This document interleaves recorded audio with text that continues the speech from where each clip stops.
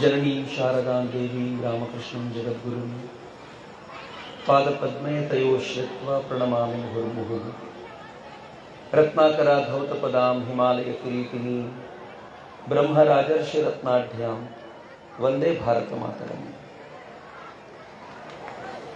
ವೇದಿಕೆ ಮೇಲೆ ಆಚರಣೆಯಾಗಿರುವ ಪರಮ ಪೂಜ್ಯ ಸಾಧುಗಳಿಗೆಲ್ಲ ಶ್ರದ್ಧಾಪೂರ್ವಕ ನಮನಗಳನ್ನು ಸಮರ್ಪಿಸಿ ಈ ಭವ್ಯ ಕಾರ್ಯಕ್ರಮದಲ್ಲಿ ಭಾಗಿಯಾಗಿರುವಂಥ ಎಲ್ಲ ಹಿರಿಯರಿಗೂ ತಾಯಂದರಿಗೂ ತರುಣ ಮಿತ್ರರಿಗೂ ಅತ್ಯಂತ ಶ್ರದ್ಧಾಪೂರ್ವಕ ನಮನಗಳನ್ನು ಸಮರ್ಪಿಸ್ತೇನೆ. ಬಹಳ ಸಂತೋಷದ ಸಂಗತಿ, ಉತ್ತರ ಕರ್ನಾಟಕದ ಹಳ್ಳಿಗಳಲ್ಲಿ ಯಾವುದಾದ್ರೂ ಕಾರ್ಯಕ್ರಮ ನಡೆದರೆ ಅಷ್ಟೂ ಚೇರುಗಳು ಗಂಡಸರದ್ದೇ ತುಂಬಿರುತ್ತೆ.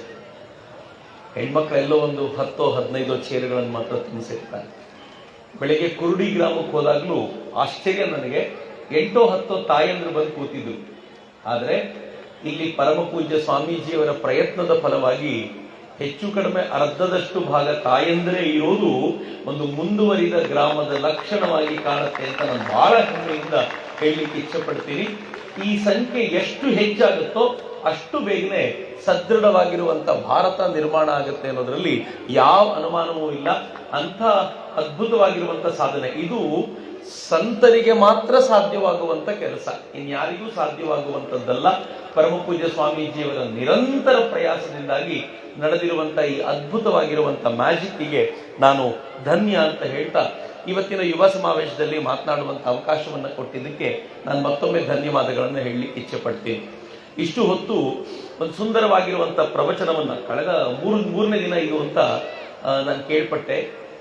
ನಟೇಶ್ರವರು ಅತ್ಯದ್ಭುತವಾಗಿ ಮಂಕುತಿಮ್ಮನ ಕಗ್ಗವನ್ನ, ದಾಸರ ಪದಗಳನ್ನ ಎಲ್ಲವನ್ನು ಲೀಲಾಜಾಲವಾಗಿ, DVG ಅವರ ಅನೇಕ ಗೀತೆಗಳನ್ನ ಲೀಲಾಜಾಲವಾಗಿ ಹಿಡಿದಿಟ್ಕೊಂಡು ಒಂದಾದ್ಮೇಲೆ ಒಂದು ಪುಂಖಾನುಪುಂಖವಾಗಿ ಹರಡಿಸ್ತಾ ಹೋಗ್ತಾ ನಮ್ಮ ಬೌದ್ಧಿಕ ಮಟ್ಟವನ್ನ, ಮಾನಸಿಕ ಸ್ತರವನ್ನ ಏರಿಸುವಂತ ಪ್ರಯತ್ನ ಮಾಡ್ತಿದ್ರಲ್ಲ ಬಹಳ ವಿಶಿಷ್ಟವಾಗಿರುವಂಥದ್ದು. ನಾನು ಕೂತಾಗ ಪಕ್ಕದಲ್ಲಿದ್ದವ್ರು ಹೇಳ್ತಾ ಇದ್ರು, ಬಹಳ ಚಂದ ಮಾತಾಡ್ತಾರ್ರಿ ಅವರು, ಬಹಳ ಚಂದ ವಿಷಯಗಳನ್ನು ಹೇಳ್ತಾರ್ರಿ ಅವರು ಅಂತ. ಬಹಳ ಖುಷಿ ಅನ್ಸೋದು ಏನು ಅಂತಂದ್ರೆ ಹಳ್ಳಿಗಳಲ್ಲಿ ಈ ತರದ ವಿಚಾರಧಾರೆಗೆ ಕಿವಿಯಾಗುವ, ಅದನ್ನ ಮನಸ್ಸಿಗೆ ತಂದುಕೊಳ್ಳುವಂತ ಇಷ್ಟೊಂದು ದೊಡ್ಡ ಸಂಖ್ಯೆಯ ಜನ ಇದ್ದಾರೆ ಅಂತಂದ್ರೆ ಇದು ಒಂದೆರಡು ದಿನದಲ್ಲಿ ಆಗಿರುವಂತ ಸಕ್ಸಸ್ ಅಲ್ಲ. ನಿರಂತರವಾದ ಪ್ರಯತ್ನಗಳಿಂದ ಈ ತರದ ವಿಚಾರಧಾರೆಯನ್ನ ಕೊಟ್ಟು ಆಗಿರುವಂತ ಪ್ರಯತ್ನ.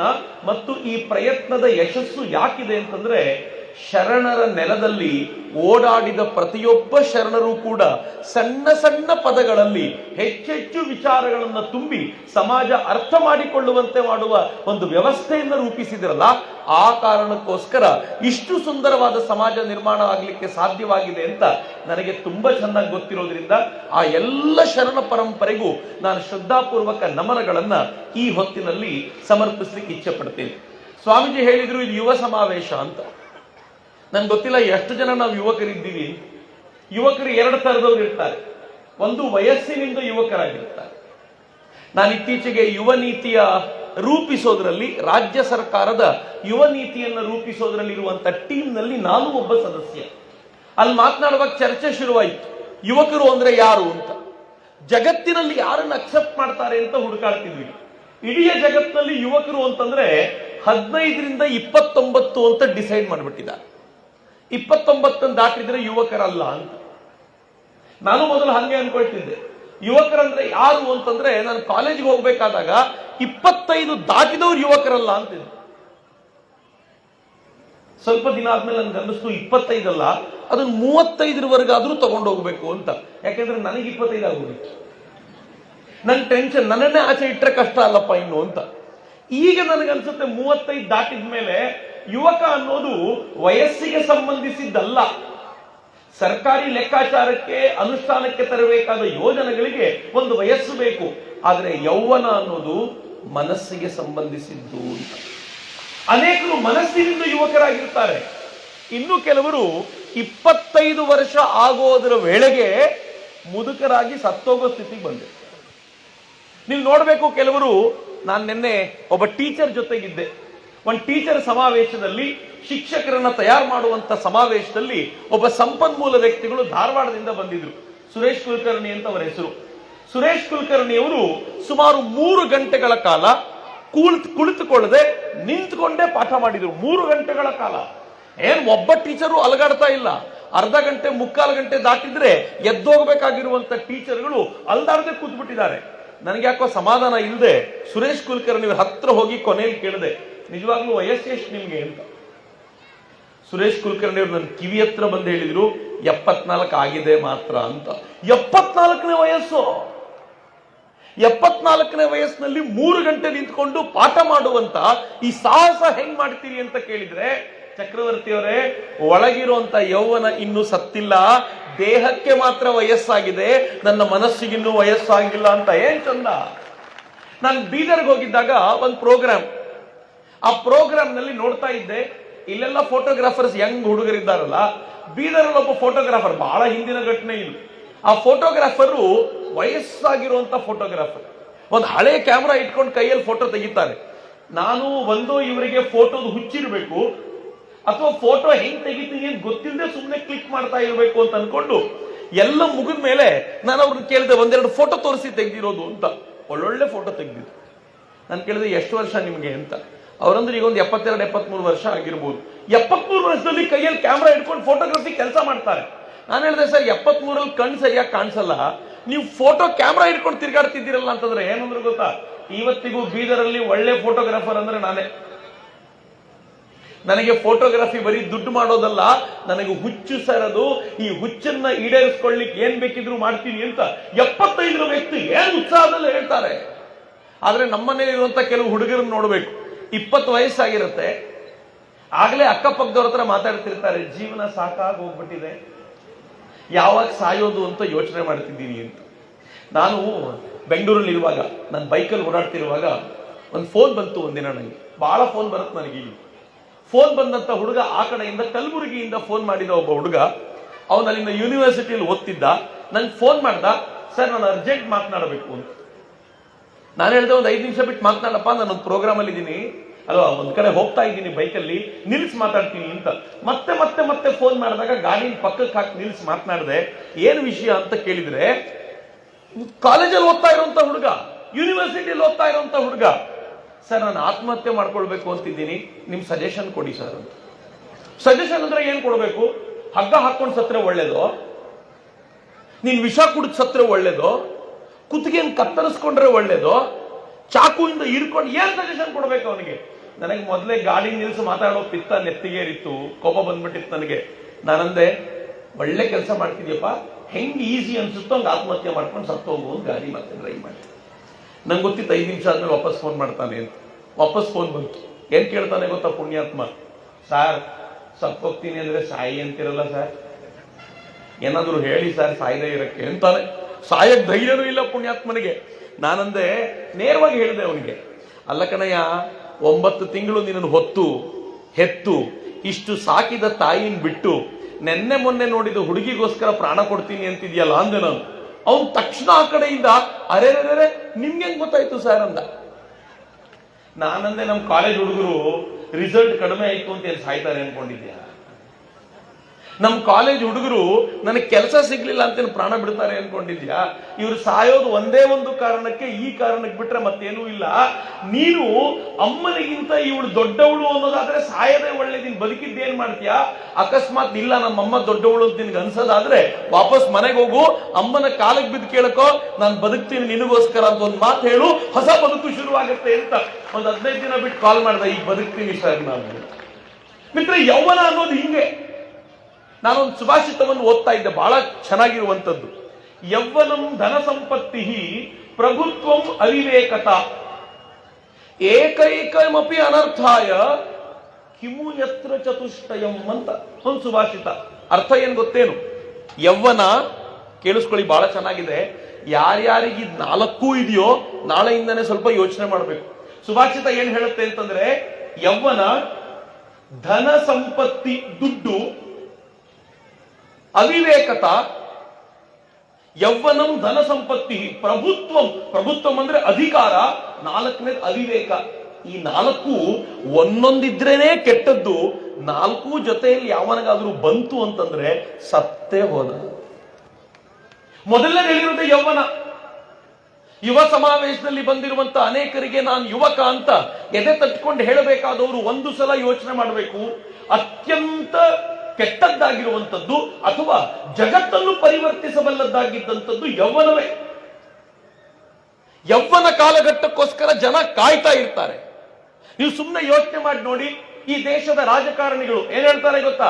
ಸರ್, ನಮ್ಮ ಪಾರ್ಟಿಗೆ ಬರೀ ವಯಸ್ಸಾದ ತಲೆಗಳೇ ಬರ್ತವೆ, ಯುವಕರನ್ನ ಕರ್ಕೊಂಡು ಬರಬೇಕು ಅಂತ ಎಲ್ಲರೂ ಹೇಳ್ತಾರೆ.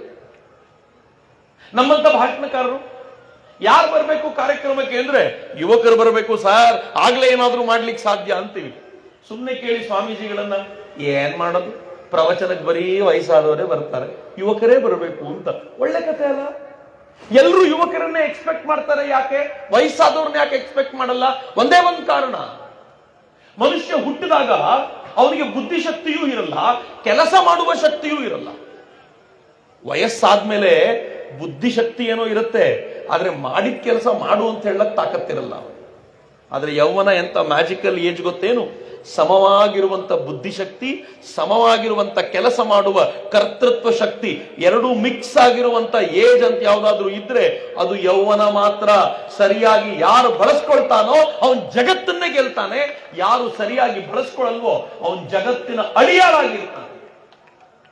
ಹೆಂಗೆ ಕೆಟ್ಟದಾಗಿ ಬಳಸ್ಕೊಳ್ಳೋದು? ಸುಮ್ಮನೆ ಉತ್ತರ ಕರ್ನಾಟಕದ ಕೆಲವು ಗಲ್ಲಿಗಳಲ್ಲಿ ತಿರುಗಾಡಿ. ನಾನು ಇತ್ತೀಚೆಗೆ ಉತ್ತರ ಪ್ರದೇಶಕ್ಕೆ ಹೋಗಿ ಬಂದಿದ್ದೆ, ಕಾಶಿಗೆ ಹೋಗಿ ಬಂದಿದ್ದೆ. ಕಾಶಿ, ಅಯೋಧ್ಯ ಎಲ್ಲ ಸುತ್ತಾಡ್ಕೊಂಡು ಬಂದಿದ್ದೆ. ಅಯೋಧ್ಯೆ, ಕಾಶಿ ಎಲ್ಲ ಭಾಗಗಳಿಗೆ ಹೋದ್ರೆ 99% ಜನ ತರುಣರು ಬಾಯಲ್ಲಿ ಗುಟ್ಕಾ ಇಲ್ಲದೆ ಇರೋದೇ ಇಲ್ಲ.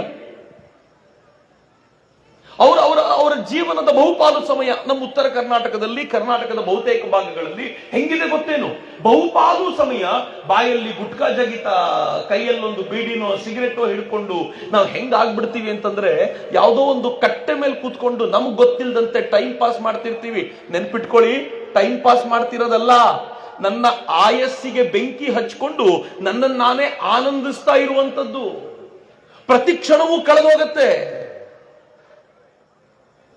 ಪ್ರತಿ ಬಾರಿ ಬರ್ತ್ಡೇ ಆಚರಣೆ ಮಾಡುವಾಗ, ಹುಟ್ಟಿದಬ್ಬವನ್ನು ಆಚರಣೆ ಮಾಡುವಾಗ ಇತ್ತೀಚೆಗೆ ಫ್ಯಾಷನ್ ಇದೆಯಲ್ಲ, ಕೇಕ್ ಮೇಲೆ ಮೇಣದ ಬತ್ತಿಯನ್ನು ಹಚ್ಚಿಟ್ಟು 18 ವಯಸ್ಸಾದ್ರೆ 18 ಮೇಣದ ಬತ್ತಿಯನ್ನು ಹಚ್ಚಿಟ್ಟು ಅದನ್ನು ಊದ್ತಾರೆ, ಆರಿಸಿ ಖುಷಿ ಪಡ್ತಾರೆ. ಆದ್ರೆ ಪ್ರತಿ ಬಾರಿ ಆರಿಸುವಾಗ ನೆನ್ಪಿಟ್ಕೊಳ್ಳಿ, 18 ವರ್ಷ ಕಳೆದೋಯ್ತು ಅಂತ ಮುಗಿದೋಯ್ತಲ್ಲಪ್ಪ. ನನ್ನ ಹತ್ರ ಕೆಲವರು ಬಂದು ಹೇಳ್ತಾರೆ, ಚಕ್ರವರ್ತಿಯವರೇ, ಒಂದು 10 ವರ್ಷ ಮುಂಚೆ ನೀವು ಸಿಗ್ಬೇಕಿತ್ರಿ, ಏನಾದ್ರೂ ಮಾಡ್ಬೋದಿತ್ರಿ ನಾನು ಅಂತ. ಅಂದ್ರೆ 10 ವರ್ಷ ಕಳೆದೋಯ್ತು ಒಂದು. ಈಗ ನೀವೇನ್ ಹೇಳಿದ್ರು ಮಾಡೋ ಸ್ಥಿತಿಯಲ್ಲಿ ನಾನಿಲ್ಲ, ಎಂತ ಟೈಮಲ್ಲಿ ಸಿಕ್ಕಿದ್ರಿ ನೀವು ಅಂತ ಅನೇಕರು ಬಂದು ನನಗೆ ಹೇಳ್ತಾರೆ.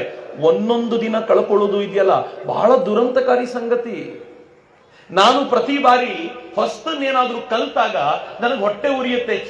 40 ಆಗೋಯ್ತಲ್ಲಪ್ಪ, 25ರಲ್ಲಿ ಇದು ಗೊತ್ತಾಗಿದ್ರೆ ಎಷ್ಟು ಚೆನ್ನಾಗಿರ್ತಿತ್ತು, ನನಗೆ ಒಂದು 15 ವರ್ಷ ಯೂಸ್ ಮಾಡ್ಕೋಬಹುದಿತ್ತು ಅಂತ ಅನ್ಸುತ್ತೆ. ಕಳೆದೋಯ್ತು ಅನ್ನೋ ಟೆನ್ಷನ್. ಆದ್ರೆ ನಮ್ಮ ಯೌವನವನ್ನು ಹೆಂಗ್ ಕಳ್ಕೊಳ್ತೀವಿ ಅಂತಂದ್ರೆ, ಮಂಗಳೂರಿನಲ್ಲಿ ಒಂದು ಜೈಲಿಗೆ ಹೋಗಿದ್ದೆ ನಾನೇ ಹೋಗಿದ್ದು, ಕರ್ಕೊಂಡು ಹೋಗಿದ್ದೆಲ್ಲ, ನೆನಪಿರ್ಲಿ. ಎರಡಕ್ಕೂ ಡಿಫ್ರೆನ್ಸ್ ಇದೆ. ಅವ್ರು ಕರ್ಕೊಂಡು ಹೋಗೋದು ಬೇರೆ, ನಾವೇ ಹೋಗೋದು ಬೇರೆ.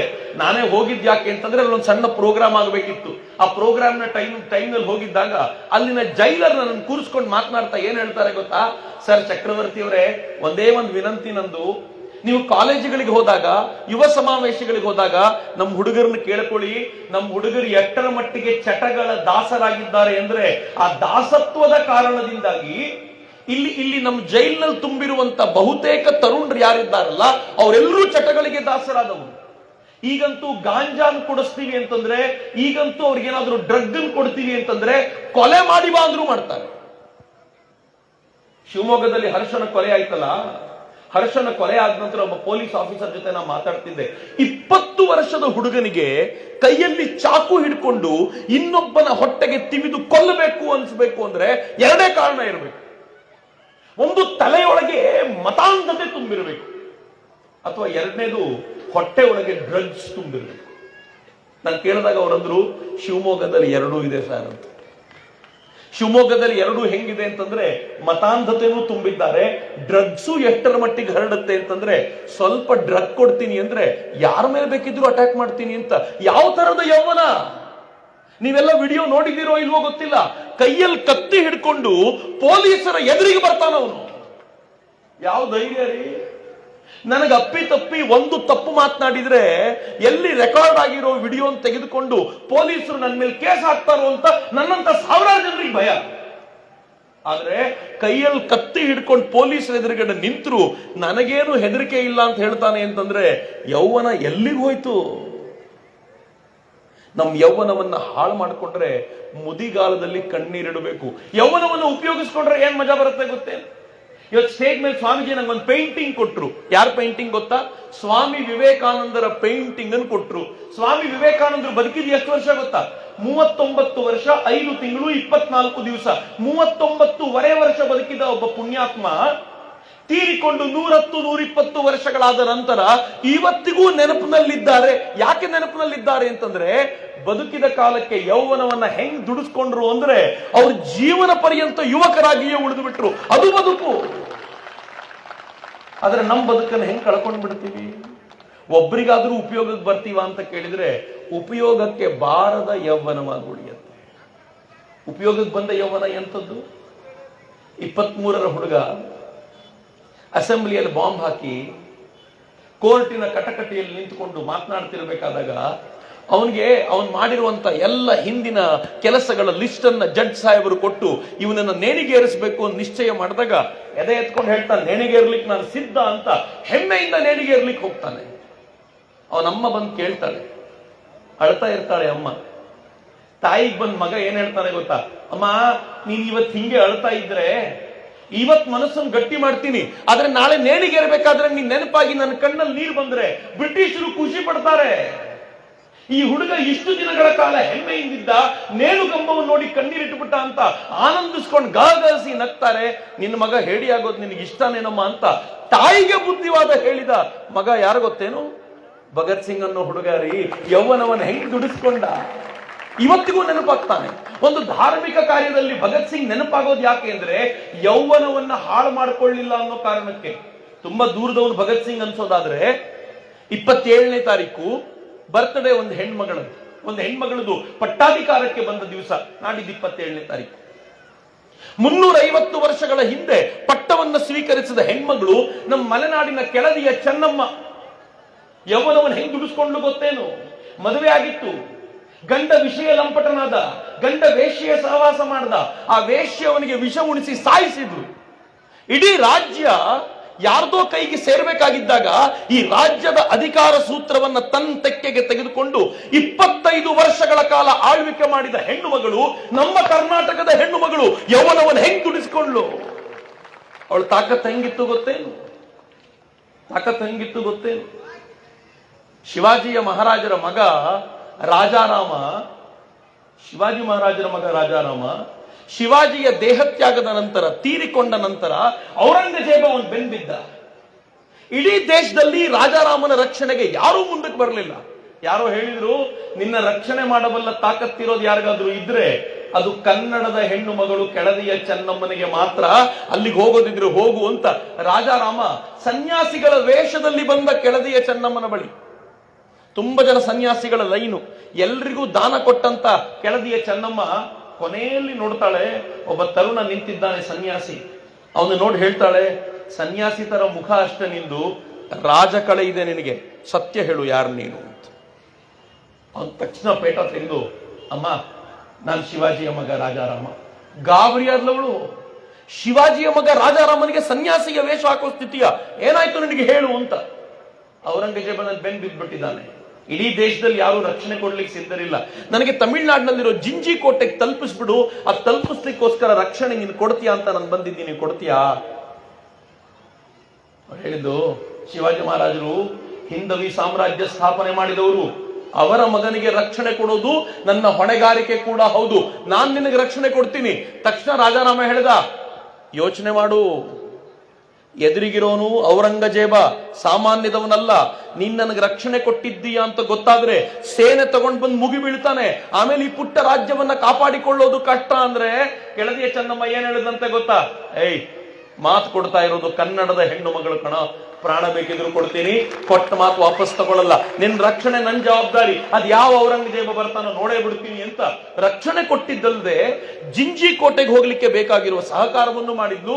ಔರಂಗಜೇಬನಿಗೆ ಗೊತ್ತಾಯ್ತು, ದೊಡ್ಡ ಸೇನೆ ಕಳಿಸಿದ. ಮಲೆನಾಡಿನ ಘಟ್ಟ ಪ್ರದೇಶದಲ್ಲಿ ಪತರಗುಟ್ಟಿದ ಔರಂಗಜೇಬನ ಸೇನೆಯನ್ನ ಕನ್ನಡದ ವೀರರು ಹೇಗೆ ಬಡಿದು ಚಚ್ಚಿದ್ರು ಅಂತಂದ್ರೆ, ಔರಂಗಜೇಬನ ಸೇನೆ ತಲೆ ತಗ್ಗಿಸಿಕೊಂಡು ಕೆಳದಿಯ ಚೆನ್ನಮ್ಮನ ಜೊತೆ ಒಪ್ಪಂದ ಮಾಡಿಕೊಂಡು ವಾಪಸ್ ಹೋಗಬೇಕಾದ ಸ್ಥಿತಿ ನಿರ್ಮಾಣ ಆಯ್ತಲ್ಲ.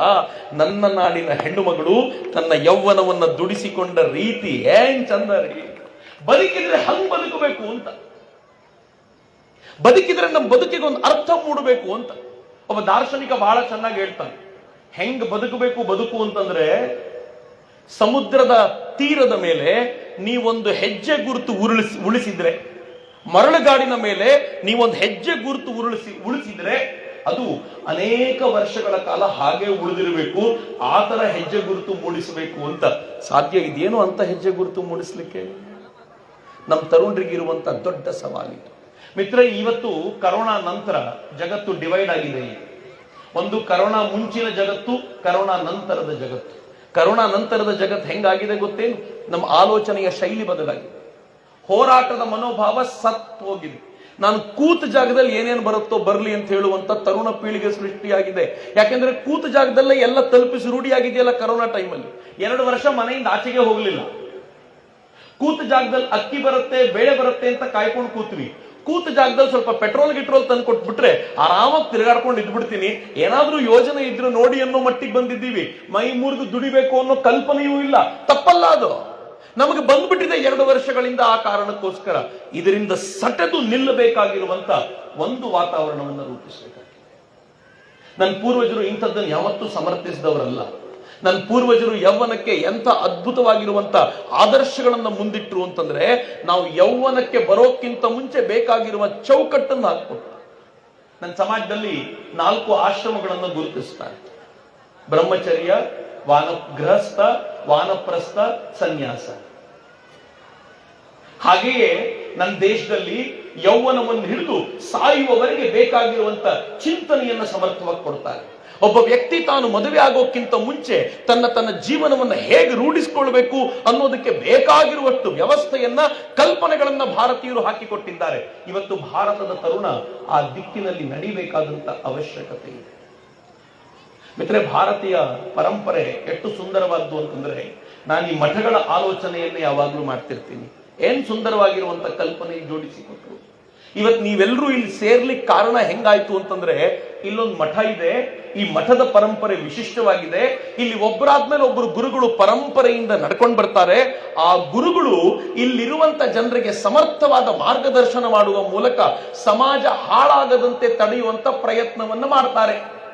ಅಕಸ್ಮಾತ್ ಊರೂರಲ್ಲೂ ಇಂಥದ್ದೊಂದು ಮಠಗಳು ಇಲ್ಲದೆ ಹೋಗಿದ್ದಿದ್ರೆ ಸಮಾಜವನ್ನ ಸರಿಯಾದ ದಿಕ್ಕಿನಲ್ಲಿ ನಡೆಸಲಿಕ್ಕೆ ಸರ್ಕಾರಗಳು ಎಷ್ಟು ತಿಪ್ಪರ್ಲಾಗ ಹೊಡಿಬೇಕಿತ್ತು ಅನ್ನೋದನ್ನ ಯೋಚನೆ ಮಾಡ್ತಿದ್ದೀರೇನು? ಯಾವಾಗಾದ್ರೂ ಸುಮ್ಮನೆ ಆಲೋಚನೆ ಮಾಡಿ ನೋಡಿ. ನಮ್ಮ ದೇಶದಲ್ಲಿ ಹೇಳ್ತಾರಲ್ಲ, ಕೆಲವರು ಬಹಳ ಬುದ್ಧಿವಂತರು ಬಂದ್ಬಿಟ್ಟಿದ್ದಾರೆ ಇತ್ತೀಚೆಗೆ, ಈ ದೇಶದಲ್ಲಿ ದೇವಸ್ಥಾನಗಳು ಯಾಕೆ, ಎಲ್ಲ ದೇವಸ್ಥಾನಗಳನ್ನು ತೆಗೆದು ಬಿಡೋಣ ಅಂತ ಹೇಳ್ತಾರೆ. ಆದ್ರೆ ಜನ ದೇವಸ್ಥಾನಗಳಿಗೆ ಸುಮ್ಮನೆ ಹೋಗಲ್ಲ ರೀ. ಜನ ದೇವಸ್ಥಾನಕ್ಕೆ ಹೋಗೋದು ಯಾಕೆ ಗೊತ್ತಾ? ನಮ್ಮ ಮನಸ್ಸಿನಲ್ಲಿರುವಂತ ತೊಂದರೆಗಳನ್ನ ದೇವರ ಬಳಿ ಹಂಚಿಕೊಳ್ಬೇಕು ಅಂತ. ಅನೇಕ ಬಾರಿ ಮನೆಯಲ್ಲಿ ಗಂಡ ಹೆಂಡತಿಗೆ ಹೇಳಲಾಗದ ಸಮಸ್ಯೆಯನ್ನ, ತನ್ನ ಮಕ್ಕಳ ಕುರಿತಂತೆ ಗಂಡನ ಬಳಿ ಚರ್ಚಿಸಲಾಗದ ಸಮಸ್ಯೆಯನ್ನ ತಾಯಿ ಬಂದು ದೇವರ ಬಳಿ ಕೂತ್ಕೊಂಡು ಹೇಳ್ತಾಳೆ, ನನ್ನ ಮಗನಿಗೆ ಇಂಥದೊಂದು ಪ್ರಾಬ್ಲಮ್ ಇದೆ, ಸರಿ ಮಾಡ್ಬಿಡಪ್ಪ ಅಂತ. ದೇವಸ್ಥಾನಗಳೇ ಇಲ್ಲ ಅಂದ್ರೆ ಎಲ್ಲಿಗೆ ಹೋಗಬೇಕು? ನಾನು ಬಹಳ ಬಾರಿ ನೋಡ್ತಿರ್ತೀನಿ, ದೇವರೊಂದಿಗಿನ ಬಾಂಧವ್ಯವನ್ನ ನನ್ನ ಪೂರ್ವಜರು ಹೆಂಗ್ ಕನೆಕ್ಟ್ ಮಾಡಿ ಕೊಟ್ಟಿದ್ದಾರೆ ಅಂದ್ರೆ, ಅನೇಕರು ದೇವರ ಪೂಜೆಯನ್ನೇ ವಿರೋಧ ಮಾಡಿಸುವಂತ ಪ್ರಯತ್ನ ಮಾಡ್ತಾರೆ. ನೆನ್ಪಿಟ್ಕೊಳ್ಳಿ ಮಿತ್ರರ, ಎಂಥ ಕನೆಕ್ಷನ್. ನಾನು ಅದರಲ್ಲೂ ಕೂಡ ಉತ್ತರ ಕರ್ನಾಟಕದ ಜನ ಭಕ್ತಿಯಿಂದ ದೇವರ ಕೈ ಮುಗಿಯೋದನ್ನು ನೋಡುವಾಗಲೆಲ್ಲ ಈ ಭಕ್ತಿಗೆ ನಮೋ ನಮ ಅಂತೀನಿ ದೇವರಿಗೆ. ಆಮೇಲೆ ಮೊದಲು ಈ ಭಕ್ತಿಗೆ ನಮಸ್ಕಾರ ಮಾಡಬೇಕು. ಏನ್ ಶುದ್ಧ ಭಕ್ತಿ! ಮಂಕುತಿಮ್ಮನ ಕಗ್ಗದ ಮೊದಲನೇ ಶ್ಲೋಕವೇ ಶ್ರೀ ವಿಷ್ಣು ವಿಶ್ವಾದಿ ಮೂಲ ಮಾಯಾಲೋಲ ದೇವ ಸರ್ವೇಶ ಪರಬೊಮ್ಮನೆಂದು ಜನಂ ಆವುದನು ಕಾಣದೊಡಂ ಅಳ್ತಿಯಂ ನಂಬಿಹರೋ ಆ ವಿಚಿತ್ರಕ್ಕೆ ನಮಿಸೋ ಮಂಕುತಿಮ್ಮ ಅಂತ. ಏನ್ ಅರ್ಥ ಗೊತ್ತೇನು? ಶ್ರೀ ವಿಷ್ಣು ವಿಶ್ವದ ಆದಿ, ಅವನೇ ಮೂಲ, ಅವನೇ ಮಾಯಾಲೋಲ, ಅವನೇ ಸರ್ವಸ್ವ. ಇವೆಲ್ಲವನ್ನು ಒಂದು ಬದಿಗಿಡು. ಆದ್ರೆ ಆ ವಿಷ್ಣುವನ್ನ, ಶಿವನನ್ನ ನೋಡದೇನು ಅವನನ್ನ ಶ್ರದ್ಧೆಯಿಂದ ನಂಬಿ ಅದೇ ಭಕ್ತಿಯಿಂದ ಪೂಜೆ ಸಲ್ಲಿಸ್ತಾರಲ್ಲ, ಆ ನಂಬಿಕೆಗೆ ಮೊದಲು ನಮಸ್ಕಾರ ಮಾಡುವಂತ ಡಿ ವಿ ಜಿ ಹೇಳ್ತಾರೆ, ನಂಬಿಕೆಗೆ ನಮಸ್ಕಾರ. ಎಂಥ ನಂಬಿಕೆ ಗೊತ್ತೇನು? ನಾನು ಅನೇಕ ಬಾರಿ ಬುದ್ಧಿಜೀವಿಗಳೊಂದಿಗೆ ಚರ್ಚೆ ನಡೀತಿರುತ್ತೆ, ತುಂಬಾ ಕಿತ್ತಾಟ ನಡೀತಿರುತ್ತೆ. ರಾಮಾಯಣದ ವಿಚಾರ ನಡಿಬೇಕಾದಾಗ, ರಾಮ ಮಂದಿರದ ವಿಚಾರ ನಡಿಬೇಕಾದಾಗ ಒಬ್ಬ ಭಾರಿ ದೊಡ್ಡ ಬುದ್ಧಿಜೀವಿ ಒಂದು ಟಿವಿ ಡಿಬೇಟ್ ಅಲ್ಲಿ ನನ್ನ ಜೊತೆ ತಗಲಾಕೊಂಡಿದ್ದ. ಅವನು ಕೇಳಿದ ಪ್ರಶ್ನೆ ಏನು ಅಂತಂದ್ರೆ, ನಿಮ್ ರಾಮ ಯಾವ ಯೂನಿವರ್ಸಿಟಿಯಿಂದ ಡಿಗ್ರಿ ತಗೊಂಡಿದ್ದಾನೆ, ಸೇತುವೆ ಕಟ್ಟಿಸ್ಲಿಕ್ಕೆ ಅವನಿಗೆ ಇಂಜಿನಿಯರಿಂಗ್ ಡಿಗ್ರಿ ಕೊಟ್ಟಿದ್ಯಾರು ಅಂತ ಏನಾದ್ರು ಇದೆಯಾ, ರೆಕಾರ್ಡ್ ಇದೆಯಾ ಅಂತ ಕೇಳ್ತು. ರಾಮ ಹುಟ್ಟಿದ್ದು, ರಾಮ ಇದ್ದಿದ್ದ ಕಾಲಘಟ್ಟ ಯಾವ್ದು ಗೊತ್ತಾ? ಇವತ್ತಿಗೆ ಕನಿಷ್ಠ ಪಕ್ಷ 8,000 ವರ್ಷಗಳ ಹಿಂದೆ ರಾಮ ಈ ನೆಲದಲ್ಲಿ ಓಡಾಡ್ತಿದ್ದ. 1-2 ಅಲ್ಲ, 8,000 ವರ್ಷಗಳ ಹಿಂದೆ ಓಡಾಡ್ತಿದ್ದ. ಅವನಿಗೆ ಡಿಗ್ರಿ ಕೊಡುವಂತ ಇಂಜಿನಿಯರಿಂಗ್ ಕಾಲೇಜುಗಳು ಹುಟ್ಟೇ ಇರಲಿಲ್ಲ. ಆದ್ರೆ ನಾನು ಬಹಳ ಕೋಪ ನೆತ್ತಿಗೆ ಇರುತ್ತಲ್ಲ, ನಾನಂದೆ ಆ ಪ್ರಶ್ನೆ ಕೇಳಿದ ಅಯೋಗ್ಯ ಸಿಎಂ ಇದ್ದಾನಲ್ಲ, ತಮಿಳುನಾಡಿನ ಸಿಎಂ ಕೇಳಿದ ಪ್ರಶ್ನೆ ಅದು. ಅಯೋಗ್ಯ ಸಿಎಂ ಇದ್ದಾನಲ್ಲ, ಅವನನ್ನ ಕರ್ಕೊಂಡು ಬಂದು ರೋಡಲ್ಲಿ ಹೊಡಿಬೇಕ್ರಿ ಅಂತ ಸುಮ್ಮನೆ ಅಂದೆ. ಅಂದ ತಕ್ಷಣ ಆ ಇಂಟರ್ವ್ಯೂನಲ್ಲಿ ಕೂತಿದ್ದಂತ ಡಿಬೇಟರ್ಗೆ ಎಷ್ಟು ಕೋಪ ಬಂತು ಅಂತಂದ್ರೆ, ಚಕ್ರವರ್ತಿ, ಒಬ್ಬ ಸಿಎಂ ಅನ್ನ ಏಕವಚನದಲ್ಲಿ ಮಾತಾಡಿಸ್ತೀಯ ನೀನು ಅಂತ ಕೇಳ್ದ. ನಾನಂದೆ, 80 ಕೋಟಿ ಹಿಂದೂಗಳು ಪೂಜಿಸುವ ರಾಮನನ್ನ ಏಕವಚನದಲ್ಲಿ ಅಯೋಗ್ಯ ಮಾತಾಡಿಸ್ಬೋದಾದ್ರೆ ಒಂದು ರಾಜ್ಯದ ಸಿಎಂ ಯಾವ ಕಿಮ್ಮತ್ ಹೋಗ್ರಿ ಅಂದ್ರೆ ನಾನು ಮತ್ತೆ ಮಾತಿಲ್ಲ ಮುಂದಕ್ಕೆ. ಈ ದೇಶದಲ್ಲಿ ಒಂದು ಈಸಿ ಆಗಿರುವಂತ ವಾತಾವರಣ, ಹಿಂದೂಗಳಿಗೆ ಸೈನ್ಸ್ ಗೊತ್ತಿಲ್ಲ, ಹಿಂದೂಗಳಿಗೆ ಈ ಚಿಂತನೆಗಳು ಗೊತ್ತಿಲ್ಲ ಅಂತ ಹೇಳ್ತಾರೆ. ಆದ್ರೆ ನೆನ್ಪಿಟ್ಕೊಳ್ಳಿ, ನಮ್ಮ ಪ್ರತಿಯೊಂದು ದೇವಸ್ಥಾನದ ಆರ್ಕಿಟೆಕ್ಚರ್ ಇಂದ ಹಿಡಿದು ಪ್ರತಿಯೊಂದು ಕೂಡ ವೈಜ್ಞಾನಿಕವಾಗಿ ನಿರೂಪಿಸಲ್ಪಟ್ಟಿರುವಂತದ್ದು. ವೈಜ್ಞಾನಿಕವಾಗಿ ನಿರೂಪಿಸಲ್ಪಟ್ಟಂತ ಆರ್ಕಿಟೆಕ್ಚರ್ ಬಿಡಿ, ಒಂದು ದೇವಸ್ಥಾನದ ಸುತ್ತಲೂ ಒಂದು ಸಮಾಜವನ್ನು ಹೆಂಗ್ ನಿರ್ಮಾಣ ಮಾಡಿದ್ರು ಸುಮ್ಮನೆ ಆಲೋಚನೆ ಮಾಡಿ. ಒಂದು ದೇವಸ್ಥಾನದ ಕರ್ತವ್ಯ ಏನು? ಆ ದೇವಸ್ಥಾನ ಅನ್ನದಾನ ಮಾಡಬೇಕು, ದಾಸೋಹ ಮಾಡಬೇಕು. ಶರಣರ ಭಾಷೆಯಲ್ಲಿ ಹೇಳೋದಾದ್ರೆ, ನೀವು ಯಾವುದೇ ದೇವಸ್ಥಾನಕ್ಕೆ, ಯಾವುದೇ ಮಠಗಳಿಗೆ ಹೋಗಿ ಹಸ್ಕೊಂಡು ವಾಪಸ್ ಹೋಗ್ತಾನೆ ಅಂತಿಲ್ಲ. ಕರ್ನಾಟಕದಲ್ಲಿ ಅಂತಲ್ಲ, ಕರ್ನಾಟಕದ ದಾಸೋಹ ಕೇಂದ್ರಗಳು, ಶರಣ ಮಠಗಳು ಜಗತ್ತಿನ ಯಾವ ಮೂಲೆಯಲ್ಲಿದ್ರೂ ದಾಸೋಹ ಇದೆ. ನಾನು ಇತ್ತೀಚೆಗೆ ಕಾಶಿಗೆ ಹೋಗಿದ್ದಾಗ ದಾರಿಯಲ್ಲಿ ಹೋಗ್ತಿರ್ಬೇಕಾದ್ರೆ ಕನ್ನಡದಲ್ಲಿ ಜಂಗಮವಾಡಿ ಮಠ ಅಂತ ಬರೆದಿತ್ತು. ನಾನು ಬಹಳ ಖುಷಿಯಾಗಿ ಜಂಗಮವಾಡಿ ಮಠ ಅಂತ ಒಳಗೋದೆ. ಅದು ಕಾಶಿ ಜಗದ್ಗುರುಗಳು ನಡೆಸ್ತಾ ಇರುವಂತ ಮಠ. ಕಳೆದ ಕೆಲವಾರು 100 ವರ್ಷಗಳಿಂದ ನಡ್ಕೊಂಡು ಬಂದಿರುವಂತ ಮಠ ಅದು. ಆ ಮಠ ಎಷ್ಟರ ಮಟ್ಟಿಗೆ ಬೆಳೆದಿದೆ ಅಂತಂದ್ರೆ, ಪ್ರತಿ ದಿನ 4,000-5,000 ಜನರಿಗೆ ಕಾಶಿಯಲ್ಲಿ ಊಟ ಕೊಡುವಂತ ಮಠವಾಗಿ ಬೆಳೆದಿದೆ. ಒಂದು ಕನ್ನಡದ ಮಠ ಕಾಶಿಯಲ್ಲೂ ಕೂಡ ದಾಸೋಹದ ಕೆಲಸವನ್ನು ಬಿಡಲಿಲ್ಲ. ಒಂದು ದೇವಸ್ಥಾನದ ಕರ್ತವ್ಯ ಅದು, ಹಸ್ಕೊಂಡು ಬಂದವರಿಗಿಲ್ಲ ಅಂತ ಹೇಳೋಂಗಿಲ್ಲ. ನಾನೊಂದಿನ ಯಾರೋ ಒಬ್ರು ಹಿರಿಯರನ್ನ ಕೇಳಿದೆ, ಸರ್ ದೇವಸ್ಥಾನನೇ ಯಾಕೆ ಈ ಕೆಲಸ ಮಾಡಬೇಕಿತ್ತು, ರಾಜ ಮಾಡಿದ್ರೆ ಆಗ್ತಿರ್ಲಿಲ್ವಾ? ದೇವಸ್ಥಾನ ಯಾಕೆ ಮಾಡ್ಬೇಕಂತ ಗೊತ್ತಾ? ರಾಜ ಕ್ಯಾಂಟೀನ್ ನಡೆಸೋದಕ್ಕೂ, ರಾಜ ಬಿಟ್ಟಿ ಅಕ್ಕಿ ಕೊಡೋದಕ್ಕೂ, ದೇವಸ್ಥಾನ ಪ್ರತಿನಿತ್ಯ ಊಟ ಕೊಡೋದಕ್ಕೂ ವ್ಯತ್ಯಾಸ ಇದೆ. ವ್ಯತ್ಯಾಸ ಏನ್ ಗೊತ್ತಾ? ದೇವಸ್ಥಾನದ ಊಟ ಅಂತಂದ್ರೆ ನಾವು ಪ್ರತಿದಿನ ಹೋಗಲ್ಲ, ಅದು ದೇವರ ಪ್ರಸಾದ. ಪ್ರಸಾದ ಎಷ್ಟೋ ಅಷ್ಟು ತಗೋಬೇಕು ಅಂತ. ಆದ್ರೆ ರಾಜ ಕೊಡ್ತಾನೆ ಅಂದ್ರೆ ಇವರ ಅಪ್ಪನ ಮನೆಯಿಂದ ಕೊಡ್ತಾನ, ಕೊಡ್ಲಿ ಬಿಡು ಅಂತ ಇನ್ನೊಂದು 10 kg ಎಕ್ಸ್ಟ್ರಾ ತಗೋಬೇಕು. ನಾನು ಸುಮ್ಮನೆ ಒಂದು ಪ್ರಯೋಗ ಮಾಡಿದ್ದೆ ಒಂದಿನ. ಏನ್ ಪ್ರಯೋಗ ಅಂತಂದ್ರೆ, ಒಂದು ಹಳ್ಳಿಗೆ ಹೋದಾಗ ಆ ಹಳ್ಳಿಯ ಜನರನ್ನು ಸುಮ್ಮನೆ ಕೇಳಿದ್ವಿ, ನಿಮ್ಮಲ್ಲಿ ಎಷ್ಟು ಜನ ಬಡವರಿದ್ದೀರಿ ಕೈ ಎತ್ತಿ ಅಂತ. ನಾನೇನಾದ್ರೂ ಮಾನ್ವಿಯಲ್ಲಿ ಈ ಪ್ರಶ್ನೆ ಕೇಳಿದ್ರೆ 99% ಜನ ನೀವು ಯಾರು ಕೈ ಎತ್ತಲ್ಲ. ನಾವ್ಯಾಕ್ರಿ ಬಡವರು, ನಮ್ಮನೆಗೆ ಬನ್ರಿ, ನಿಮ್ಗೂ 2 ಹೊತ್ತಿನ ಊಟ ಹಾಕಿ ಕಳಿಸ್ತೀವಿ ಅಂತ ಹೇಳ್ತೀವಿ. ಹೌದು ತಾನೆ? ಆದ್ರೆ ನನ್ನ ಜಾಗದಲ್ಲಿ ಊರಿನ MLA ಬಂದು ನಿಮ್ಮಲ್ಲಿ ಎಷ್ಟು ಜನ ಬಡವರಿದ್ದೀರಿ ಕೈ ಎತ್ತಿ ಅಂದ್ರೆ 99% ಜನ ಕೈ ಎತ್ತೀವಿ. ಏನಾದ್ರೂ ಕೊಡ್ತಾನೇನೋಪ್ಪ ಯಾರಿಗೊತ್ತು. ಕಳೆದ 75 ವರ್ಷಗಳಲ್ಲಿ ನಮ್ಮನ್ನ ಹೆಂಗ್ ಮಾಡಿಟ್ಟಿದ್ದಾರೆ ಅಂತಂದ್ರೆ, ಏನಾದ್ರೂ ಕೊಡ್ತಾರೆ ಅಂತ ಕಾಯ್ಕೊಂಡು ಕೂತಿರುವ ಜನರನ್ನಾಗಿ ಮಾಡಿಟ್ಟಿದ್ದಾರೆ ಇವರು. ಆದ್ರೆ ಈ ದೇಶದ ಪೂರ್ವಜರು ಯಾವತ್ತೂ ಭಾರತವನ್ನು ಹಂಗ್ ಕಟ್ಟಲಿಲ್ಲ. ಈ ದೇಶದ ಪೂರ್ವಜರು ನಮ್ಮನ್ನು ತಯಾರು ಮಾಡಿದ್ದು ಹೆಂಗೆ ಅಂತಂದ್ರೆ, ನಾವು ಬೇಡುವ ಜನಾಂಗವಾಗಿ ಅಲ್ಲ, ಕೊಡುವ ಜನಾಂಗವಾಗಿ ನಮ್ಮನ್ನು ನಿರ್ಮಾಣ ಮಾಡಿದ್ರಲ್ಲ, ಅದು ಭಾರತದ ಅಂತಸ್ಥೈರ್ಯ ಅಂತ, ಅದು ಭಾರತದ ಆತ್ಮಶಕ್ತಿಯಾಗಿತ್ತು. ಆದ್ರೆ 75 ವರ್ಷಗಳಲ್ಲಿ ಹೆಂಗ್ ಮಾಡ್ಬಿಟ್ರು ನಮ್ಮಲ್ಲಿದ್ದ ಸಾಮರ್ಥ್ಯವನ್ನ ತಿಂದು ಹಾಕ್ಬಿಟ್ರು. ಇವತ್ತಿನ ಹೊಸ ಪೀಳಿಗೆ ಬರಬೇಕಾಗಿದೆ, ಸ್ವಾವಲಂಬಿಯಾಗಿ ಸಮಾಜದ ಮುಂದೆ ಎದ್ದು ನಿಂತು ಮೆರೆಯಬೇಕಾಗಿರುವಂತ ಸಮರ್ಥ ಪೀಳಿಗೆ ಬರಬೇಕಾಗಿದೆ. ಈ ಕಾರಣಕ್ಕೆ ಈ ಎಲ್ಲ ಪ್ರಯತ್ನ. ಮಿತ್ರ, ಇವತ್ತು ಭಾರತ ಭರ್ಜರಿಯಾಗಿದೆ. ಇವತ್ತಿನ ಭಾರತ ಆರ್ಡಿನರಿ ಭಾರತ ಖಂಡಿತವಾಗಿಯೂ ಅಲ್ಲ. ನಾನು ಕೆಲವಾರು ಸಂಗತಿ ನಿಮ್ ಜೊತೆ ಹಂಚ್ಕೊಳ್ತೀನಿ. ಇವತ್ತು ನಾವು ಇಲ್ಲಿ ನಿಂತ್ಕೊಂಡು ಮಾತನಾಡ್ತಿರ್ಬೇಕಾದ್ರೆ ದೊಡ್ಡದೊಂದು ಯುದ್ಧ ನಡೀತಾ ಇದೆ. ಯುದ್ಧ ನಡೀತಾ ಇರುವುದು ತುಂಬಾ ದೂರದ ರಷ್ಯಾ ಮತ್ತು ಉಕ್ರೇನಿನ ನಡುವೆ. ನಮಗೆ ಸಂಬಂಧವೇ ಇಲ್ಲ, ಆದ್ರೆ ಯುದ್ಧದ ನಂತರ ನಮ್ಗೆ ಆಗುವ ಸಮಸ್ಯೆಗಳು ಆಗೇ ಆಗುತ್ತೆ. ಅದಾಗಲೇ ಶೇರ್ ಮಾರ್ಕೆಟ್ ಬಿದ್ದೋಗಿದೆ, ಅದಾಗಲೇ ಚಿನ್ನದ ಬೆಲೆ ಏರಿ ಹೋಗಿದೆ, ಅದಾಗಲೇ ಆಯಿಲ್, ನಾವು ತಿನ್ನುವಂತ ಕುಕಿಂಗ್ ಆಯಿಲ್ ನ ಬೆಲೆ ಜಾಸ್ತಿ ಆಗುತ್ತೆ ಅನ್ನೋ ಭಯ ಶುರುವಾಗಿದೆ. ಇನ್ ಸ್ವಲ್ಪ ದಿನದಲ್ಲಿ ಪೆಟ್ರೋಲ್ ಅಥವಾ ಡೀಸೆಲ್ ರೇಟ್ ಜಾಸ್ತಿ ಆಗುತ್ತೆ ಅನ್ನೋ ಟೆನ್ಷನ್ ಶುರುವಾಗಿದೆ. ಯುದ್ಧ ಮಾಡ್ತಿರೋದು ಯಾರಿಬ್ರು, ಆದ್ರೆ ನಮಗೂ ಅದರ ಸಮಸ್ಯೆ ಖಂಡಿತವಾಗಿ ಎದುರಿಸ್ತೀವಿ. ಆದ್ರೆ ಮಜಾ ಏನ್ ಗೊತ್ತೇನು, ರಷ್ಯಾ ಮತ್ತು ಉಕ್ರೇನ್ ನಡುವೆ ಗಲಾಟೆ ಆಗ್ತಿದೆ.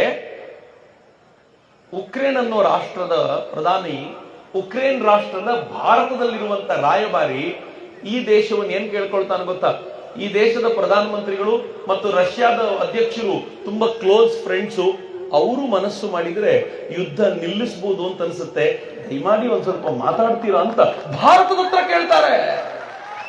ಮಿತ್ರೆ, ಒಂದು ಕಾಲ ಇತ್ತು, ಹೆಂಗಿತ್ತು ಗೊತ್ತೇನು, ಪಾಕಿಸ್ತಾನ ನಮ್ಮ ಮೇಲೆ 1947 ನಲ್ಲಿ ದಾಳಿ ಮಾಡಿದಾಗ, ಸ್ವಾತಂತ್ರ್ಯ ಬಂದ ಹೊತ್ತಿನಲ್ಲಿ ದಾಳಿ ಮಾಡಿದಾಗ ಪಾಕಿಸ್ತಾನವನ್ನ ಯುದ್ಧದಿಂದ ನಿಲ್ಲಿಸ್ತೀರಾ ಅಂತ ಈ ದೇಶ ಹೋಗಿ ಯುನೈಟೆಡ್ ನೇಷನ್ಸ್ ಅನ್ನ ಕೇಳ್ಕೊಂಡಿತ್ತು. ಆದ್ರೆ ಇವತ್ತು ಉಕ್ರೇನ್ ನಮ್ಮನ್ನು ಕೇಳ್ಕೊಳತ್ತೆ, ಪ್ಲೀಸ್ ಯುದ್ಧ ನಿಲ್ಲಿಸ್ತೀರಾ.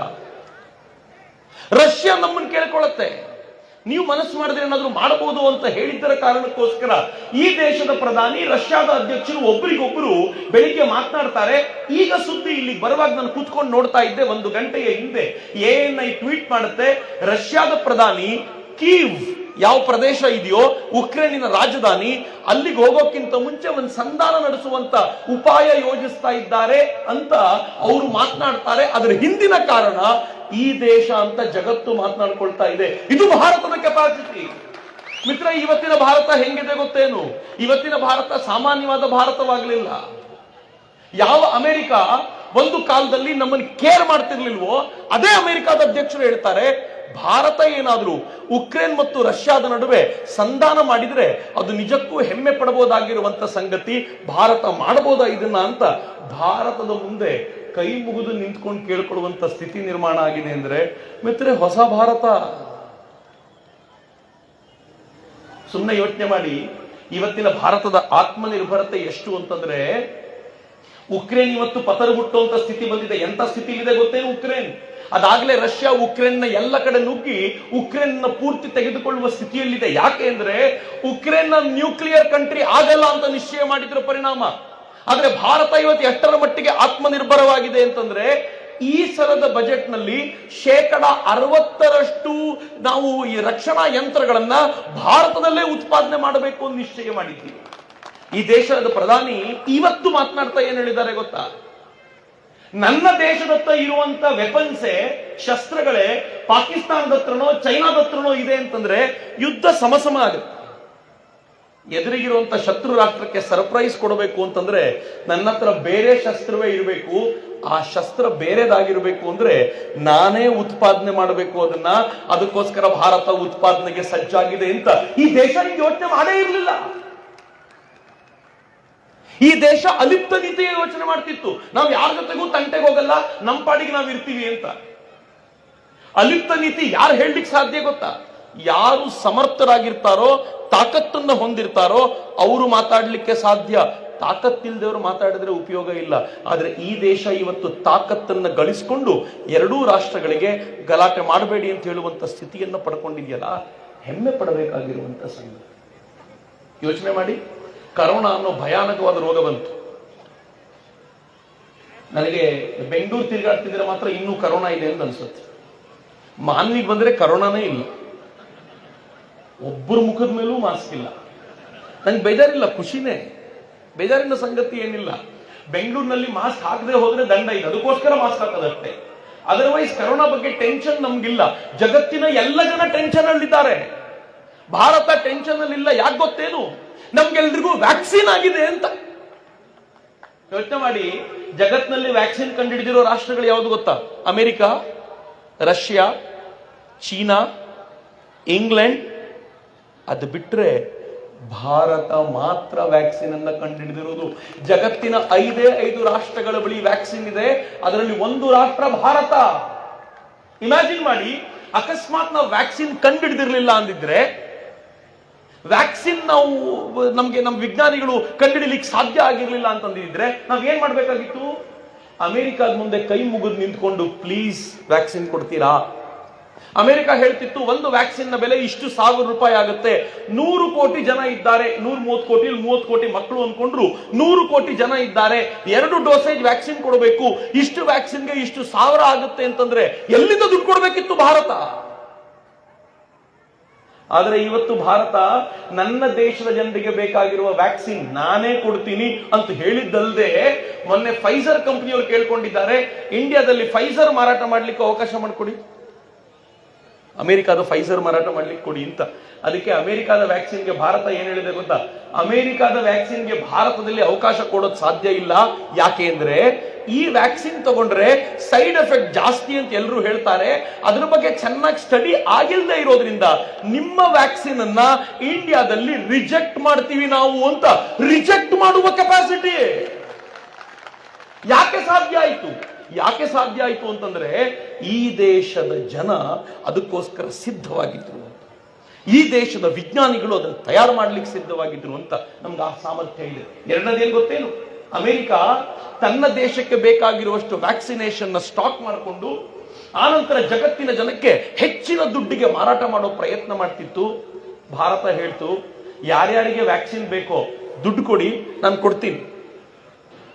ಯಾರ್ಯಾರಿಗೆ ದುಡ್ಡು ಕೊಡ್ಲಿಕ್ಕೆ ಆಗಲ್ವೋ, ಬಡತನ ಇದೆಯೋ, ತಲೆ ಕೆಡಿಸ್ಕೊಳ್ಬೇಡಿ, ನಿಮ್ ಜನರು ನಮ್ ಜನರಷ್ಟೇ ಅಮೂಲ್ಯ, ಫ್ರೀ ವ್ಯಾಕ್ಸಿನ್ ಕೊಡ್ತೀವಿ, ಉಪಯೋಗಿಸ್ಕೊಳ್ಳಿ ಅಂತ ಭಾರತ ಹೇಳಿ. ಮಾನವೀಯ ಜನರನ್ನು ಬುದ್ಧಿವಂತರು ಅನ್ಬೇಕು ದಡ್ಡರು ಅನ್ಬೇಕು ನಂಗೆ ಗೊತ್ತಿಲ್ಲ. ಸುಮ್ಮನೆ ಯೋಚನೆ ಮಾಡಿ, ಒಂದು ₹50 ಏನೋ ವಸ್ತು, ಈ ಪೆನ್ನು ₹20 ಬೆಲೆ ಬಾಳುತ್ತೆ ಅಂತ ಇಟ್ಕೊಳ್ಳಿ. ನಿಮ್ಮನ್ನು ಕೊಟ್ಬಿಟ್ಟು ಮಾರಾಟ ಮಾಡಿ ಅಂದ್ರೆ ₹25ಗೋ ₹30ಗೋ ₹50ಗೋ ಮಾರಾಟ ಮಾಡೋ ಕಾಲ ಇರುವಾಗ ₹1,000 ಬೆಲೆ ಬಾಳೋ ವ್ಯಾಕ್ಸಿನ್ ನ ಫ್ರೀ ಕೊಡ್ತೀವಿ ಅಂದ್ರೆ ಚಪ್ಪಾಳೆ ತಟ್ಟಿದ್ರಲ್ಲ. ಯಾಕೆ ಅಂದ್ರೆ ನಮ್ಮ ಸಂಸ್ಕೃತಿ ನಮ್ಮ ಪರಂಪರೆ ಹೇಳ್ಕೊಟ್ಟಿದೆ, ನಾನೊಬ್ಬನೇ ಬದುಕಬೇಕಾಗಿರೋದಲ್ಲ, ಎಲ್ಲರ ಜೊತೆಗೆ ಬದುಕಬೇಕಾಗಿರೋದು ನಿಜವಾದ ಬದುಕು ಅಂತ. ಹಿಂಗಾಗಿ ಚಪ್ಪಾಳೆ ತಟ್ಟಿದ್ರಿ ಅಂತ. ಅಮೆರಿಕಾದಲ್ಲಿ ನೀವೇನಾದ್ರೂ ಇದಕ್ಕೆ ಚಪ್ಪಾಳೆ ತಟ್ಟಿದ್ರೆ ದಡ್ರು ಅಂತ ಕರಿತಿದ್ರೆ, ನಿಮ್ಮನ್ನ ದುಡ್ಡು ಮಾಡೋದು ಬಿಟ್ಟು ಫ್ರೀ ಕೊಡ್ತೀನಿ ಅಂತಿರಲ್ಲ ಅಂತ. ಆದ್ರೆ ನನ್ನ ದೇಶ ಶರಣರು ಓಡಾಡಿದ ನೆಲ, ದಾಸರು ಓಡಾಡಿದ ನೆಲ, ಈ ನೆಲದ ಜನ ಹೇಳ್ತಾರೆ ಫ್ರೀ ಕೊಟ್ರೆ ತಪ್ಪಿಲ್ಲ ಅಂತ. ಇದು ಭಾರತ ಮಿತ್ರ. ಇವತ್ತಿನ ಭಾರತ ಇಂಥ ಅದ್ಭುತ ರಾಷ್ಟ್ರವಾಗಿ ನಿಂತ್ಕೊಂಡಿದೆ ಅನ್ನೋದೇ ನಂಗೆ ಬಹಳ ವಿಶೇಷ ಅಂತ ಅನ್ಸೋದು. ಇವತ್ತಿನ ಭಾರತ ಹಿಂಗ ಬೆಳೆದು ನಿಂತಿರುವಾಗ ಒಳಗಿರುವಂತ ತರುಣರಾಗಿ ನಾವು ಆರ್ಡಿನರಿ ಆಗಿರುವಂತಿಲ್ಲ. ಈ ರಾಷ್ಟ್ರವನ್ನ ಕಟ್ಟೋದಕ್ಕೆ ಮುಂದಕ್ಕೆ ಬರಬೇಕು. ಎಲ್ಲಕ್ಕಿಂತ ಅಗ್ರೆಸಿವ್ ಆಗಿ ಹೇಳಬೇಕು ಅಂದ್ರೆ ಈ ರಾಷ್ಟ್ರದ ಹಿಂದೂ ಸಮಾಜವನ್ನ ಬಲಗೊಳಿಸೋದಕ್ಕೆ ಎಲ್ಲ ತರುಣರು ಸಜ್ಜಾಗಬೇಕು ಅಂತ. ಅಕಸ್ಮಾತ್ ಹಿಂದೂ ಸಮಾಜ ವೀಕ್ ಆಯಿತು ಅಂತಂದ್ರೆ ಈ ರಾಷ್ಟ್ರವನ್ನು ಉಳಿಸಿಕೊಳ್ಳುವುದು ಸಾಧ್ಯವಿಲ್ಲ, ನೆನ್ಪಿಟ್ಕೊಳ್ಳಿ. ಹಿಂದೂ ಸಮಾಜ ವೀಕ್ ಆಗಿರೋದು ಹೆಂಗ್ ಗೊತ್ತಾ? ಹೆಂಗ್ ವೀಕ್ ಆಗಿದೆ ಅಂತಂದ್ರೆ ಜಾತಿಗಳ ನಡುವೆ ಕಚ್ಚಾಟದಿಂದ ವೀಕ್ ಆಗೋಗಿದೆ. ಈ ಜಾತಿಯವರನ್ನ ದೇವಸ್ಥಾನಕ್ಕೆ ಬಿಡಬೇಡಿ, ಈ ಜಾತಿಯವರನ್ನ ಮನೆಗೆ ಸೇರಿಸ್ಕೊಳ್ಬೇಡಿ, ಈ ಜಾತಿಯವರ ಜೊತೆ ಕೂತ್ಕೊಂಡು ಊಟ ಮಾಡಬೇಡಿ, ಈ ಜಾತಿಯವರಿಗೆ ಹೆಣ್ಣು ಕೊಡಬೇಡಿ. ಹಿಂಗ ಅಂದು ಅಂದು ಅಂದು ಅಂದು ಜಾತಿಗಳ ನಡುವೆ ಹೆಂಗೊಂದು ದ್ವೀಪ ಮಾಡಿಟ್ಟಿದ್ದೀವಿ ಅಂತಂದ್ರೆ ಹಿಂದೂ ಸಮಾಜ ಚೂರು ಚೂರಾಗಿದೆ. ಈ ಚೂರಾಗಿರೋದ್ರ ಲಾಭವನ್ನು ಯಾರೋ ಪಡ್ಕೊಳ್ತಿದ್ದಾರೆ, ನಮ್ಗೆ ಅರ್ಥ ಆಗ್ತಿಲ್ಲ ಅಷ್ಟೇ. ಇನ್ನೊಂದು 6 ತಿಂಗಳಿಗೆ MLA ಎಲೆಕ್ಷನ್ ಬರುತ್ತೆ. MLA ಎಲೆಕ್ಷನ್ ಬಂದ್ರೆ ಏನಾಗುತ್ತೆ ಗೊತ್ತೇನು? ಟಿವಿಗಳಲ್ಲಿ ತೋರಿಸ್ತಾರೆ ಮಾನ್ವಿಯಲ್ಲಿರುವಂತ SCಗಳೆಷ್ಟು, ದಲಿತರೆಷ್ಟು, ಮಾನ್ವಿಯಲ್ಲಿರುವಂತ STಗಳೆಷ್ಟು, ಮಾನ್ವಿಯಲ್ಲಿರುವಂತ ಕುರುಬರೆಷ್ಟು, ಮಾನ್ವಿಯಲ್ಲಿರುವಂತ ಒಕ್ಕಲಿಗರೆಷ್ಟು, ಮಾನ್ವಿಯಲ್ಲಿರುವಂತ ಬ್ರಾಹ್ಮಣರೆಷ್ಟು, ಮಾನ್ವಿಯಲ್ಲಿರುವಂತ ಲಿಂಗಾಯತರೆಷ್ಟು, ಎಲ್ಲವನ್ನೂ ಪ್ರತ್ಯೇಕವಾಗಿ ತೋರಿಸ್ತಾರೆ. ಆದರೆ ಮಾನ್ವಿಯಲ್ಲಿರುವಂತ ಮುಸ್ಲಿಮರೆಷ್ಟು ಅಂತ. ಯಾವತ್ತಾದ್ರೂ ಮಾನ್ವಿಯಲ್ಲಿರುವಂತ ಶಿಯಾಗಳೆಷ್ಟು, ಸುನ್ನಿಗಳೆಷ್ಟು, ದೇವಬಂದಿಗಳೆಷ್ಟು, ಬರೇಲ್ವಿಗಳೆಷ್ಟು ಅಂತ ಡಿವಿಷನ್ ಮಾಡಿ ತೋರಿಸಿದ್ರೇನು? ಮಾಡಲಿಲ್ಲ ಅಂತ. ಹಿಂದೂಗಳನ್ನು ಮಾತ್ರ ಡಿವೈಡ್ ಮಾಡಿ ಮಾಡಿ ಚೂರ್ ಚೂರ್ ಮಾಡಿ ತೋರಿಸಿದ್ರು. ಯಾಕೆ ಅಂತಂದ್ರೆ ನಾವು ಎಷ್ಟು ದಿನ ಚೂರ್ ಚೂರಾಗಿ ಇರ್ತೀವೋ ಅಷ್ಟು ದಿನ ಹಿನ್ನಡೆ ಅನುಭವಿಸ್ತೀವಿ. ನಂಗೆ ಬಹಳ ಹೆಮ್ಮೆ ಅನ್ಸಿದ್ ಯಾವಾಗ ಗೊತ್ತೇನು? NDTV ಅವರು ಹೋಗಿ ಉತ್ತರ ಪ್ರದೇಶದ ಒಂದು ಹೆಣ್ಮಗಳನ್ನು ಕೇಳ್ತಾರೆ, ನೀನ್ ಯಾರಿಗೆ ವೋಟ್ ಮಾಡ್ತೀಯಾ? ಆಕೆ ಒಂದು ಪಾರ್ಟಿ ಹೇಳಿದ್ಲು, ಒಬ್ಬ ವ್ಯಕ್ತಿ ಹೆಸರು ಹೇಳಿದ್ಲು. ಕೊನೆಗೆ ಯಾಕೋ ಡೌಟ್ ಬಂದು ಅವ್ನು ಕೇಳ್ತಾನೆ, ಯಾವ ಜಾತಿ ನಿಂದು? ಆ ಹುಡುಗಿ ಏನ್ ಹೇಳ್ತಾಳೆ ಗೊತ್ತಾ? ರೋಮಾಂಚನ ಆಗ್ಬಿಡುತ್ತೆ ನನಗೆ. ನಾನು ಹಿಂದೂ ಅಂದ್ಬಿಟ್ಟು ಮುಂದಕ್ಕೆ ಹೋದ್ಲವಳು. ಇವನು ಮುಖ ಪೆಚ್ಚಾಗ್ಬಿಟ್ಟಿತ್ತು, ನಾನು ಹಿಂದೂ ಅಂದವಳು. ಜಾತಿ ಹೇಳಲಿಲ್ಲ. ಎಲ್ಲಿವರೆಗೂ ಜಾತಿಯಲ್ಲಿ ಡಿವೈಡ್ ಆಗಿರ್ತೀವಲ್ಲ, ಎಲ್ಲಿವರೆಗೂ ಮುಟ್ಟಿಸ್ಕೊಳ್ಳಲ್ಲ, ಅದು ಮಾಡಲ್ಲ, ಇದು ಮಾಡಲ್ಲ, ಮಾತಾಡಲ್ಲ, ನಿನ್ ಜೊತೆ ಹತ್ರಕ್ಕೆ ಬರಬೇಡ ಅಂತ ದೂರ ತಳ್ತಿರ್ತೀವಲ್ಲ, ಅಲ್ಲಿವರೆಗೂ ಸಮಾಜ ಛಿದ್ರ ವಿಚ್ಛಿದ್ರವಾಗಿಯೇ ಇರುತ್ತೆ. ಬಸವಣ್ಣವರು ಅನುಭವ ಮಂಟಪ ಕಟ್ಟಿದಾಗ ಜಾತಿ ನೋಡಿ ಕೂರಿಸಿದ್ರು ಅನ್ಕೊಂಡಿದ್ರೇನು? ಎಲ್ಲ ಜಾತಿಯವರಿದ್ರಲ್ರಿ. ಎಲ್ಲ ಜಾತಿಯವರನ್ನು ಶರಣ ತತ್ವಕ್ಕೆ ಏರಿಸಿದ ಬಸವಣ್ಣವರು ಎಲ್ಲರನ್ನೂ ಸಮಾನವಾಗಿ ಕಂಡಿದ್ರಲ್ಲ. ಆ ಬಸವಣ್ಣವರು ಓಡಾಡಿದ ನೆಲದಲ್ಲಿ ಜಾತಿಗೆ ಯಾವತ್ತೂ ಅವಕಾಶವಿಲ್ಲ. ನಾವು ಯಾರು ಅಂತ ಕೇಳಿದ್ರೆ ಹಿಂದೂ ಅಂತ ಹೇಳುವಂತ ಸಮರ್ಥವಾದ ತಂಡ ನಿರ್ಮಾಣ ಆಯಿತು ಅಂತಂದ್ರೆ ಈ ದೇಶವನ್ನ ಅಲುಗಾಡಿಸುವ ತಾಕತ್ ಯಾರಿಗೂ ಇಲ್ಲ. ಹಿಂದೂಗಳನ್ನ ಭಾಷೆಯ ಹೆಸರಲ್ಲಿ ಹೊಡಿತಾರೆ. ನಾನು ತುಂಬಾ ಬಾರಿ ನೋಡ್ತೀನಿ, ತಮಿಳುನಾಡಿನ ಮುಸ್ಲಿಮು, ಕರ್ನಾಟಕದ ಮುಸ್ಲಿಮು, ನಾನು ಯಾವುದೋ ಜಾತಿ ಮೇಲೆ ಕೋಪ ಇದೆ ಅಂತ ಭಾವಿಸಬೇಡಿ, ನಾವು ಅರ್ಥ ಮಾಡ್ಕೊಳ್ಬೇಕಾಗಿರೋ ಸಂಗತಿ ಅನ್ನೋ ಕಾರಣ ಕೇಳ್ತೀನಿ. ತಮಿಳುನಾಡಿನ ಮುಸಲ್ಮಾನರು, ಕರ್ನಾಟಕದ ಮುಸಲ್ಮಾನರು ಕಾವೇರಿ ನೀರಿಗೋಸ್ಕರ ಬಡದಾಡಿ ನೋಡ್ಲೇ ಇಲ್ಲ. ಯಾವತ್ತಾದ್ರೂ ನೋಡಿದಿರಿ? ಎಲ್ಲರೂ ನಮ್ಮವರೇ ಹೇಳ್ತಿರ್ತಾರೆ, ಎಲ್ಲರೂ ಬ್ರದರ್ಹುಡ್ ನ ಮಾತಾಡ್ತಾರೆ. ಆದ್ರೆ ನಾವು ಮಾತ್ರ ಶಿವಾಜಿ ಮಹಾರಾಜರು ಯಾರು ಅಂತ ಕೇಳಿದ್ರೆ ಕನ್ನಡದವರು ಶಿವಾಜಿ ಹೆಸರು ಹೇಳಬಾರ್ದು, ಅವ್ರು ಮರಾಠದವರು ಅಂತೀವಿ. ಏನ್ ಕರ್ಮ ರೀ? ಶಿವಾಜಿ ಮಹಾರಾಜರು ಮಹಾರಾಷ್ಟ್ರಕ್ಕೋಸ್ಕರ ಬಡದಾಡಿದ್ದಲ್ಲ, ಶಿವಾಜಿ ಮಹಾರಾಜರು ಬಡದಾಡಿದ್ದು ಇಡೀ ಹಿಂದೂ ಸಮಾಜಕ್ಕೋಸ್ಕರ.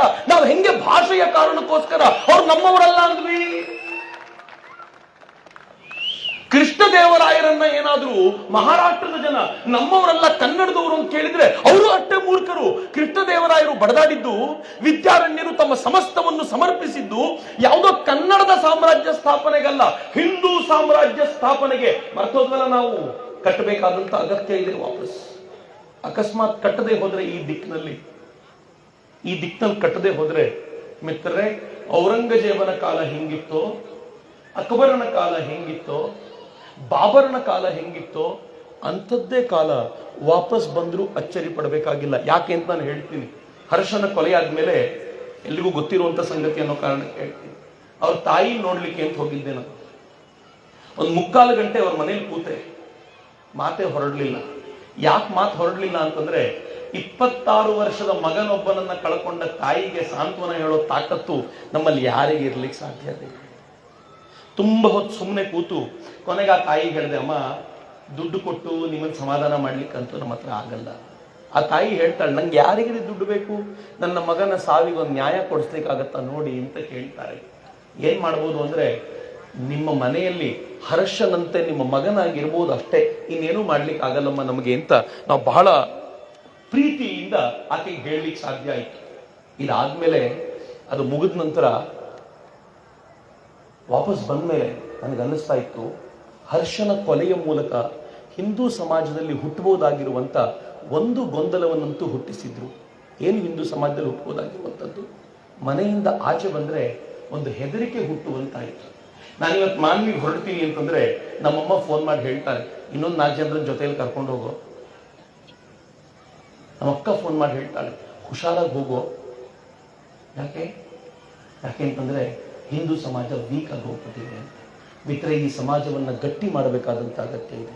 ಯಾರ ಮೇಲೂ ಏರಿ ಹೋಗಬೇಕಾಗಿಲ್ಲ, ಆದ್ರೆ ನಾವು ಆಂತರಿಕವಾಗಿ ಬಲವಾಗಬೇಕಾದಂತ ಅಗತ್ಯ ಇದೆ. ಈ ಬಲವಾಗೋದು ಯಾವಾಗ ಆಗುತ್ತೆ ಗೊತ್ತೇನು? ನಮ್ಮ ಎಲ್ಲ ತಾಕಲಾಟಗಳನ್ನು ಪಕ್ಕಕ್ಕಿಟ್ಟು, ನಮ್ಮೆಲ್ಲರ ನಡುವಿನ ಭೇದವನ್ನು ಪಕ್ಕಕ್ಕಿಟ್ಟು ನಾವೆಲ್ಲರೂ ಒಗ್ಗಟ್ಟಾಗಿ ಸಮರ್ಥವಾಗಿ ನಿಂತಾಗ ಮಾತ್ರ ಈ ಸಮಾಜವನ್ನು ಪುನರ್ ನಿರ್ಮಾಣ ಮಾಡಲಿಕ್ಕೆ ಸಾಧ್ಯ. ಅಂತ ಪುನರ್ ನಿರ್ಮಾಣದ ಹೊತ್ತು ಇವತ್ತು ಬಂದಿದೆ. ಆ ಪುನರ್ ನಿರ್ಮಾಣಕ್ಕೆ ನಾವು ಸಜ್ಜಾಗೋಣ ಅಂತ ಅಷ್ಟೇ ಕೇಳ್ಕೊಳ್ಬೇಕಾದಂತ ಅಗತ್ಯ. ಈ ಎಲ್ಲ ಘಟನೆಗಳ ನಡುವೆ ಒಂದು ಸಮರ್ಥ ಸಮಾಜದ ನಿರ್ಮಾಣಕ್ಕೆ ಜೊತೆಯಾಗೋಣ ಅಂತ ನಾನು ಅತ್ಯಂತ ಕಳಕಳಿಯಿಂದ ಹಾರೈಸಿ ಪ್ರೀತಿಯಿಂದ ಸ್ವಾಮೀಜಿಯವರು ಈ ಕಾರ್ಯಕ್ರಮಕ್ಕೆ ಕರೆದ್ರು. ಇವತ್ತಿನದ್ದು ಅಮೃತ ಮಹೋತ್ಸವ. ಸುಮಾರು 75ನೇ ಪರಮ ಪೂಜ್ಯ ಸ್ವಾಮಿ ಶಿವಮೂರ್ತಿ ಶಿವಾಚಾರ್ಯ ಮಹಾಸ್ವಾಮಿಗಳದ್ದು 75ನೇ ವರ್ಷದ ಅಮೃತ ಮಹೋತ್ಸವ. ಈ ಕಾರ್ಯಕ್ರಮಕ್ಕೆ ಆಹ್ವಾನಿಸಿ ನಿಮ್ಮೆಲ್ಲರನ್ನು ಉದ್ದೇಶಿಸಿ ಮಾತನಾಡುವಂತ ಅವಕಾಶ ಮಾಡಿಕೊಟ್ಟ ಪರಮ ಪೂಜ್ಯ ಸ್ವಾಮೀಜಿಯವರಿಗೆ ನಾನು ಹೃತ್ಪೂರ್ವಕವಾದ ಧನ್ಯವಾದಗಳನ್ನು ಸಮರ್ಪಿಸಿ ನನ್ನ ಮಾತುಗಳನ್ನು ತಾಯಿ ಭಾರತೀಯ ಚರಣಗಳಿಗೆ ಸಮರ್ಪಿಸ್ತೀನಿ. ಎಲ್ಲರೂ ಜೊತೆಯಾಗೋಣ. ವಂದೇ ಮಾತರಂ. ಜೈ ಹಿಂದ್.